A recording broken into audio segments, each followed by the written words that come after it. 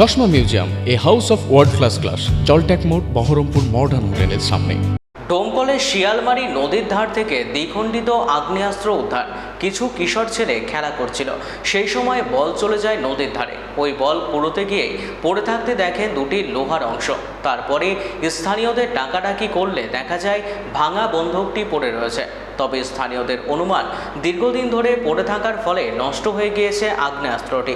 ঘটনার পর থেকে এলাকায় চাঞ্চল্য ছড়িয়ে পড়ে। ওই ঘটনার পর খবর দেয়া হয় পুলিশকে।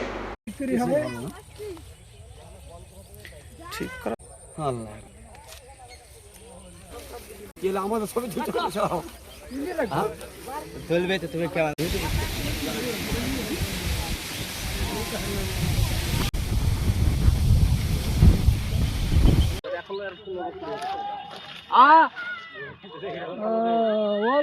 এখানটা বলতে গেলে আমাদের এখানকার যত ছোট ছেলেপেলে আছে এখানে বাতরাজার এখানটা খেলতে এসেছিল।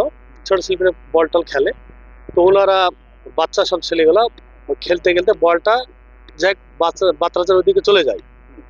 যার পর দুইটা বাচ্চা দেখে এখানটায় কি পড়েছে, কয়েকটা মানুষকে জানার পর দেখানোর পর তারা সাংবাদিককে পুলিশকে বলা হয়েছে। পুলিশের পর হয়তো সাংবাদিককে ইনফরমেশন করা হয়েছে, ওনারা এসেছে, আসার পর দেখছে এটা তদন্ত হোক, এটা কে করেছে এটা জানার দরকার আছে।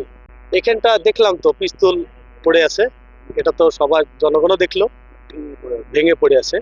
এটা এটা অন্যায়, যে ফেলুক না এটা অন্যায়, সেটা তদন্ত করা হোক। গতকালকে বাচ্চা ছেলেগুলো তো এখানে খেলেছে, তো দেখতে পাইনি, আজকেও খেলছে, খেলার পর দেখতে পাচ্ছে। অবশ্যই তদন্ত চাইছি, এটার একটা তদন্ত দেখা হোক, এটা কে করেছে না করেছে। আমাদের একটা ভালো সমাজকে নষ্ট করে লাভ নেই।